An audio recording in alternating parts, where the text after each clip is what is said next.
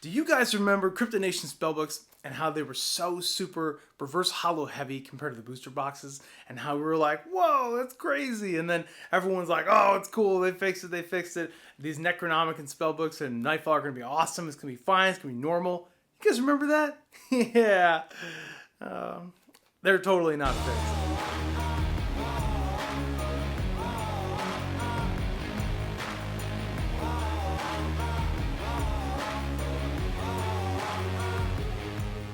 Welcome back, ladies and gentlemen, to Argos Anonymous. I am Argos.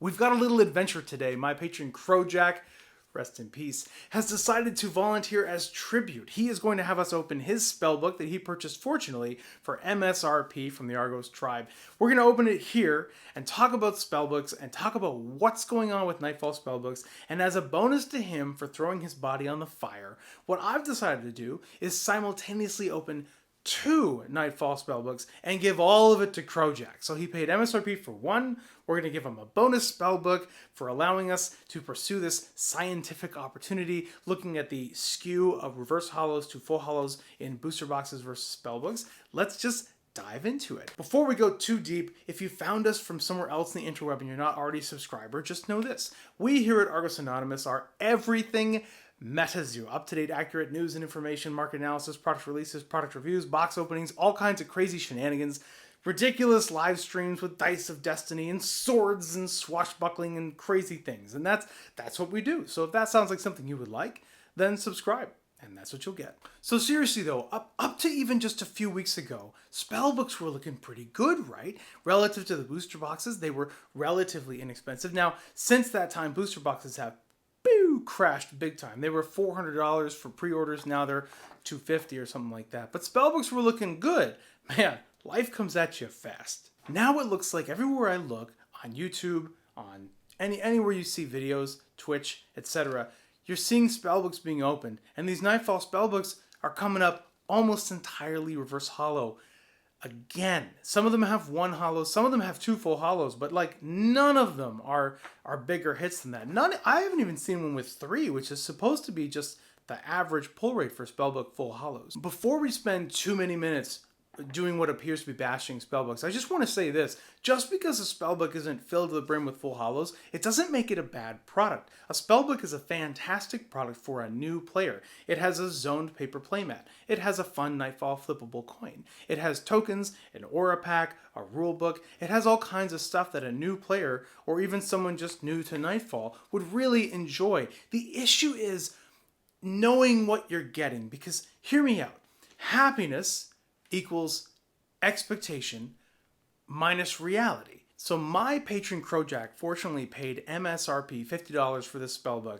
In addition, we're going to throw in a bonus one, so he's doing great. He could hit 100% the worst cards in the set, whatever those are. I don't even know yet. I'm just saying he could hit that and still come out on top. It doesn't matter for him. I got to take care of the tribe. All right, Crowjack, buckle up, my boy. We're going to dive into this. Here's what we have for you. I'm not willing to expend the luck of the luck dragon coin. I'm sorry. I'm not that's putting myself out there way too far. It's risking the integrity of the luck dragon. Instead, we're going to go the other way. We're going to bring out Loki and Hell and the 3 skulls, because it's hopeless. Let's be honest. You don't stand a chance. So Sting's going to come in here. Let's just crack into the spellbook and we'll see whichever one gets more mad hits, or maybe we'll just send them both. Maybe let's give Crowjack a bonus spellbook for jumping on the grenade. Yeah, maybe we'll just do that. We'll figure it out at the end. So here's the thing, when you're communicating with a manufacturing company, overseas, there's got to be room for error, right? And maybe what happened is people, MetaZoo says, hey, fix this, and someone in the factory is like, yeah, okay, and then they just didn't. And what do? Look at your little thing. Hey, I guess this is the first spellbook we've opened on the channel. Let's take a moment to look at it. So what did they do from last time? Last time, the Crypto Nation spellbooks had a map inside. These actually have a nice zoned playmat. So look at that. If you open a spellbook now, you get a nice Nightfall themed zoned playmat with your Afterlife, Cemetery, and Limbo. You have your side deck and your spellbook, which is cool. This is the arena, and then here's your Terra slots up top. So a very helpful little playmat. And then moving in, you do have the Nightfall Hollow promo in the Spellbook, which is a very nice looking card. I like that a lot. You can freeze frame there and read it if you'd like to. Every Spellbook has its own sort of set promo. So there was a Cryptonation promo with Cryptonation. Now we have a Nightfall promo. You do get a deck of Aura, so you can build your decks and get whatever you need that way. Now, Cryptonation Spellbooks came with a holographic Aura on top, and Nightfall does not. You do, though, you have alternate art Aura, which is cool, but you're not getting like a hollow Aura. And then, of course, you have your second edition rulebook. And you have your 10 Nightfall packs. This is what we're going to dive into. You do have a Nightfall coin with like the Nightfall symbol, which is cool right there. First edition, I believe it says first edition on that. Yep, first edition Nightfall coin. There you are. Good sirs. You do have some Nightfall sleeves and some tokens. Tokens are essential to playing this game. You need tokens. I mean, you're going to want status tokens because there's so many status effects. And think of it this way. The less you have to remember, the easier it is to play. So you want to do everything you can to force yourself to remember as little as possible. And that involves essentially tokens and, maybe pen and paper to keep track of life points. Or your cell phone, whatever you want to do. So let's dive in here. Crowjack, how do you feel, man? As you're watching this right now, put in the comments, before you see the packs, how are you feeling? What do we know from this? I have personally opened 2 Spellbooks before this, and friends of mine have opened like 15 to 20. And we've seen an average of 0 to 2 full hollows come out of Spellbooks.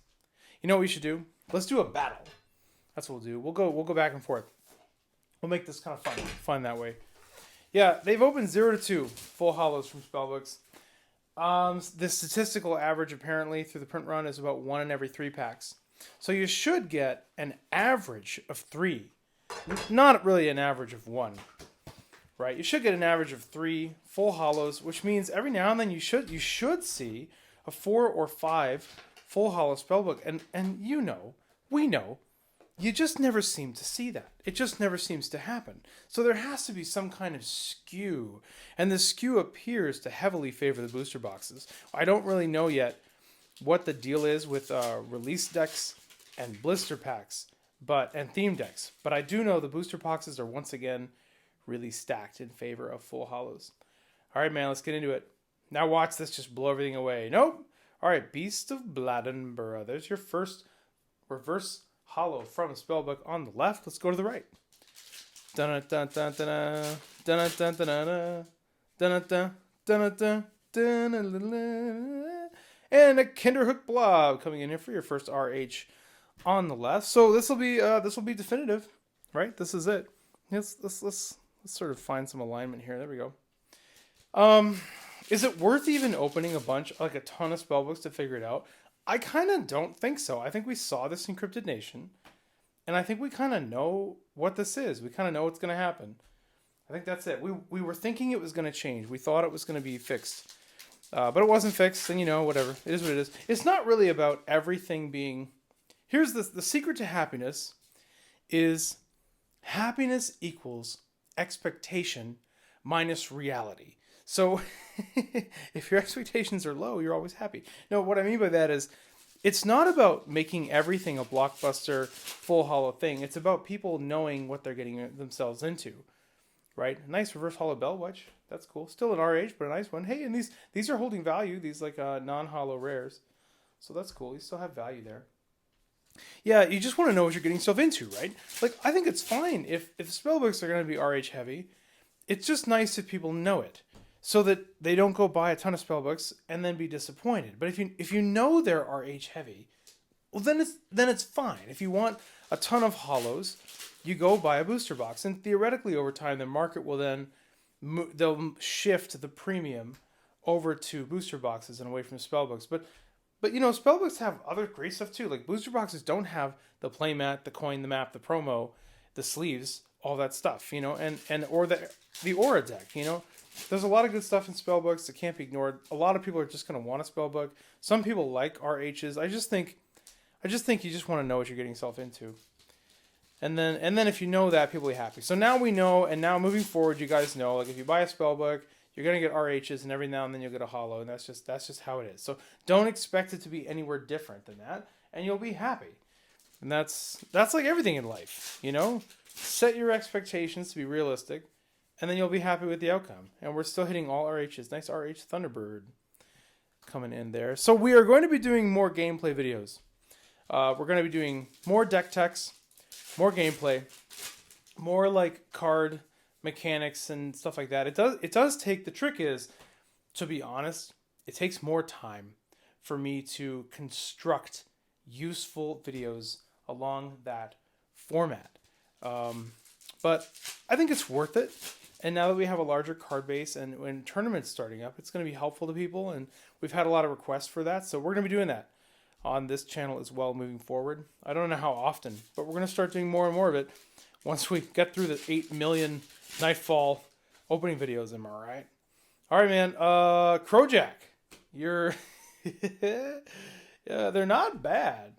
But boy, you're hitting them RHs. You're hitting them hard. Aren't you glad you paid MSRP for this? You're still going to get value out of it. Oh, RH Jack Frost. People like the Jack Frost. See, you got good ones. I mean, you still get value. And you get a lot of value from the non-hollows. And value from all your stuff. And you can sleeve your cards in Nightfall stuff. And you can flip your Nightfall coins. And you can use your Nightfall tokens. And it's fine. There's a Napa Rebobs. The other thing is, the RHs are a mix of bronze, silver, and rare, and the hollows are all gold. So, I mean, there really is a heavy skew. Long term, no doubt. Long term, the booster boxes are going to hold a significant premium over other products. Actually, blisters always seem to do well too, but long term, people are going to be opening more booster boxes because they have the good stuff. People are going to know that they're full of the good stuff. And if full hollows appreciate in value, it's going to be reflected in the booster boxes. Plus, you've got God packs and secret rares and stuff like that. So those booster boxes are going to be coming in hot. All right. Wow. I mean, we just opened 2 Spellbooks. We're on the last pack. No full hollows. We knew this was going to happen. Look, we surrounded ourselves in death coins. I mean, we kind of just knew this is where we're headed. Hey, at least you finished with a nice RH Headless Horseman. That's nice. All right. One last chance, Crojack. You know what we're going to do, Crojack? For you, for a member of the Argos tribe who took the plunge, who said, go ahead and hit me over the head with a Spellbook at MSRP and film it and show the world what happened to Crojack. Here lies Crojack. We're going to give you both of these Spellbooks. All of it, all the contents, we'll just ship them both to you. Both the coins and sets and all the cards and that. And there you go, man. That'll be fun. That'll be fun for you. So there you have it. I don't think any further diagnostic needs to be done. That's all it is. Wow. So, okay. We kind of knew that was going to happen. 20 reverse hollows out of 20 packs in 2 Spellbooks. I took those from different cases too, you know, just to make sure I was being thorough. So, look, if you're opening packs to get full hollows, don't buy Spellbooks. Just don't buy them if that's what you want. If you want the packs, you don't care about it. If you just want something for a deal and you want the coin and you want the tokens and the promo, there's great stuff in the Spellbook. You got to know what you're getting here.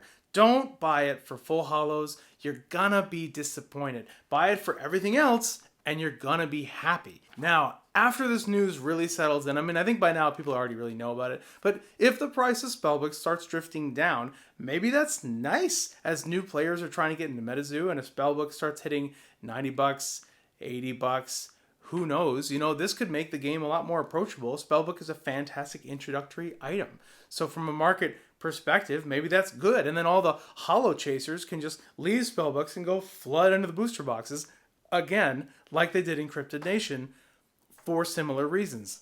Long term, what does this mean? Booster boxes are where it's at. When you're looking at long-term value, it's going to be booster boxes and blister packs. Booster boxes and blister packs. Release decks, I don't know. We'll have to see. But just like Cryptid Nation, first edition, booster boxes and blister packs are just they're gonna hold that sweet, sweet premium because that's what's inside of them. And that's all I've got for now. Thank you, MetaFam, for stopping by. If you're still watching and you haven't subscribed yet, you should. We are Everything MetaZoo. Tune on in. If you want a deeper dive into games and giveaways and the Ultimate MetaZoo news feed and market analysis, all kinds of crazy stuff, check out the Patreon, link in the description. And if you did pull something good from a Spellbook, post it in the comments so we can give a little salute to those poor bastards. This is Argos, signing out.